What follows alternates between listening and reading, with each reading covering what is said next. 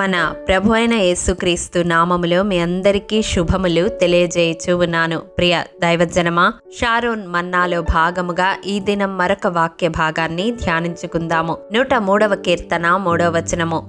నీ సంకటములన్నిటినీ కుదుర్చువాడు. ప్రియ దైవజనమా, మన దేవుడు మన సంకటములన్నిటినీ కుదిర్చేవాడుగా ఉన్నాడు.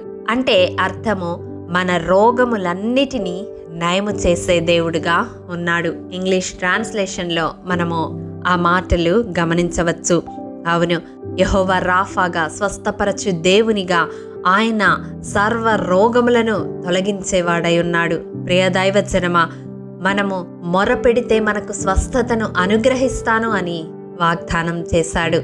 మన ప్రార్థన విశ్వాస సహితమైనదైతే తప్పక అది స్వస్థతను చేకూరుస్తుంది అని వాక్యము తెలియజేస్తా ఉంది.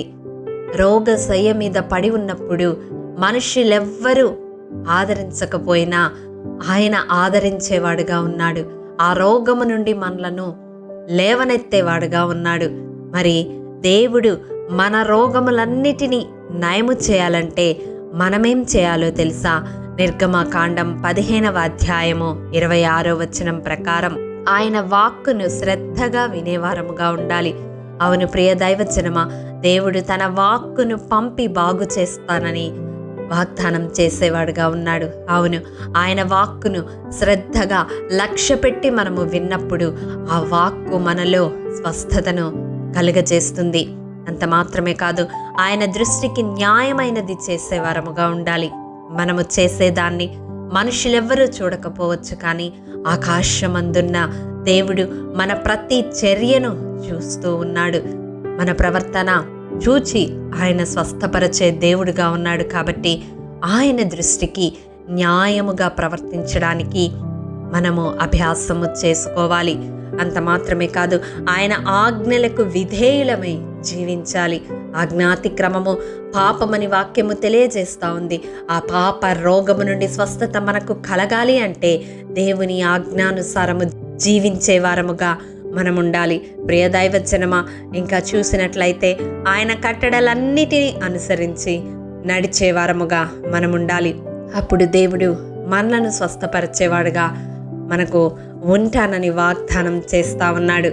ఈ వాక్యము వింటున్న ప్రియ సహోదరుడా, సహోదరి, ఒకవేళ నీవు ఏ వ్యాధితో పోరాడుతూ ఈ మాటలు వింటూ ఉన్నావేమో, దేవుడు ఈ సంవత్సరాంతమున వాగ్దానం చేస్తా ఉన్నాడు.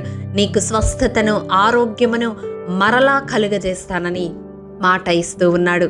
మరి ఆ మాటను నీవు స్వతంత్రించుకోవాలంటే ఈ దినం బయలుపరిచిన రీతిగా ఆయన మాటను శ్రద్ధగా విని ఆయన దృష్టికి న్యాయమైనది చేసి ఆయన ఆజ్ఞానుసారము జీవిస్తూ ఆయన కట్టడలన్నిటినీ అనుసరించి నడుచుకొనడానికి ఒక తీర్మానం తీసుకొనగలవా? ఒకవేళ ప్రాణాంతకరమైన రోగముతో నీవు పోరాడుతూ ఉన్నప్పటికీ వాక్యము తెలియజేస్తుంది కదా, యోబు గ్రంథములో, కొందరు ప్రాణము బాగుపడునను ఆశ విడిచినను మరలా బాగుపడుదురు అని వాక్యము తెలియజేస్తా ఉంది.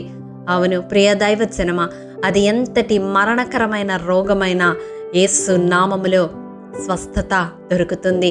ఆయన కల్వరి సిలువలో కార్చిన రక్తము ప్రతి రోగమును పారద్రోలుతుంది. ఆపాదమస్తకము ఆయన పునరుద్ధాన బలముతో నీవు నింపబడితే ఎటువంటి రోగమునైనా నీవు జయించగలవు. ప్రియ సహోదరుడా, సహోదరి, నమ్ముతున్నావా?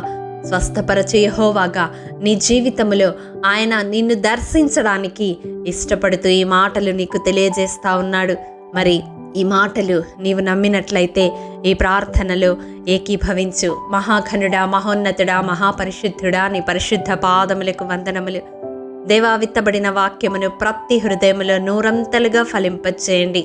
మరి ముఖ్యంగా ఎవరైతే ఆయా వ్యాధులతో పోరాడుతూ ఈ మాటలు వింటూ ఉన్నారో అట్టి ప్రతి ఒక్కరి జీవితంలో నజరేయుడైన యేసు శక్తిగల నామములో మీ స్వస్థపరచు ఆత్మను వారి ఆపాద మస్తకం అల్లాడింపచేసి సంపూర్ణమైన స్వస్థతను, విడుదలను, ఆరోగ్యమును కలుగజేయమని బ్రతిమలాడుకుంటూ అట్టి ప్రతి ఒక్కరిని నీ కృపాహస్తాలకు అప్పగిస్తూ యేసు అతి పరిశుద్ధ నామం పేరట అడిగి పొందుకొని ఉన్నాము తండ్రి, ఆమేన్.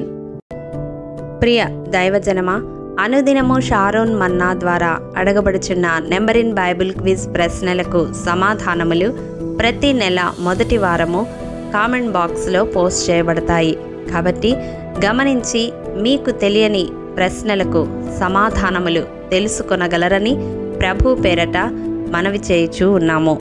ప్రియ దైవజనమా, ఈ దినం నెంబర్ ఇన్ బైబిల్ క్విజ్ ప్రశ్న: 5,000 మందికి 5 రొట్టెలు 2 చిన్న చేపలు పంచినప్పుడు ఎన్ని గంపలు శిష్యులు ఎత్తిరి? మీ సమాధానం మాకు తెలియజేస్తారు కదూ. ప్రభు కృప మనందరికీ తోడయుండును గాక. ఆమెన్. ప్రియ దైవజనమా, ఈ దినము జన్మదినము, వివాహ దినము జరుపుకుంటున్న వారికి షారోన్ గ్రూప్ తరపున హృదయపూర్వక శుభాకాంక్షలు తెలియజేయుచూ ఉన్నాము. దేవుడు శ్రేయస్కరమైన ఆశీర్వాదములతో ఈ సంవత్సరాది నుండి సంవత్సరాంతము వరకు మిమ్ములను నింపాలని ప్రార్థిస్తూ ఉన్నాము. ఆమేన్.